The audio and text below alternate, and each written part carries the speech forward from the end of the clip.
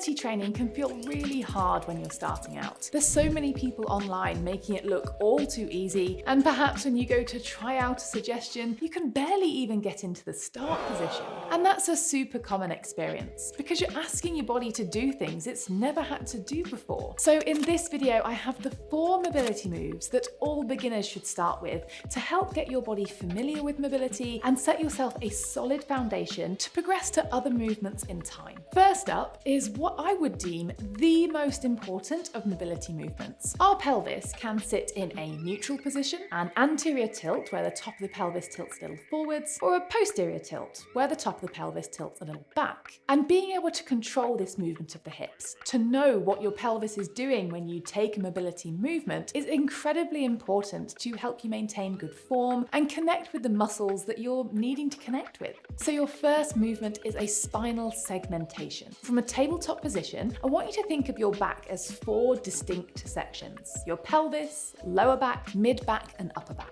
In a nice slow and controlled way, you're going to start with your pelvis, allowing it to start to move into an anterior tilt, sending your sit bones out behind you. And then moving along one section of the spine at a time, think of pulling the spine together to arch through the lower back, middle back, and finally the upper back. Imagining each and every vertebrae moving one at a time. Then take the opposite, but again start your attention at the pelvis. Move towards a slight posterior tilt as you start to tuck the tailbone under, moving your way section by section up the spine, doming the back.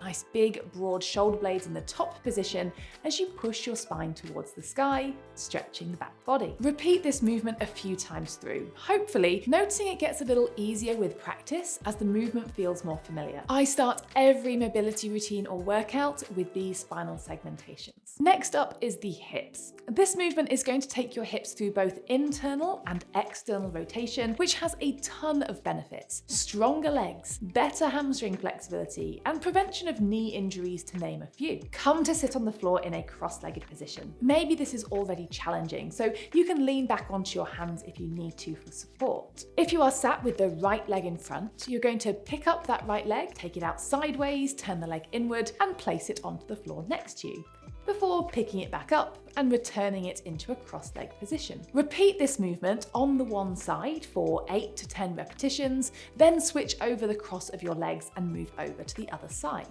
These would be perfect to do before any kind of leg workout. Both legs stay bent throughout this drill, so they aren't going to directly help you with your hamstrings. But before we address hamstring mobility, number 3 is for your shoulders and upper back. This simple exercise is going to move the shoulders through both internal and external rotation, flexion, meaning above the head, and extension, meaning behind the back, which is a full range of motion in just the one exercise. Because the shoulders are the target here, you need to give a little attention to your ribs, keeping them slightly pulled in so that the spine doesn't take over the movement. We have already looked at the spine. Start in a sunbather position, hands behind the head, pressing your elbows out wide. From there, straighten the elbows and extend the arms out. Circle the arms all the way down behind your back, and as you do so, rotate the arms so the palms face backwards. Then bring the hands into a prisoner position, bending the elbows and placing the backs of the hands onto the lower back. Finally, let the elbows push slightly forward.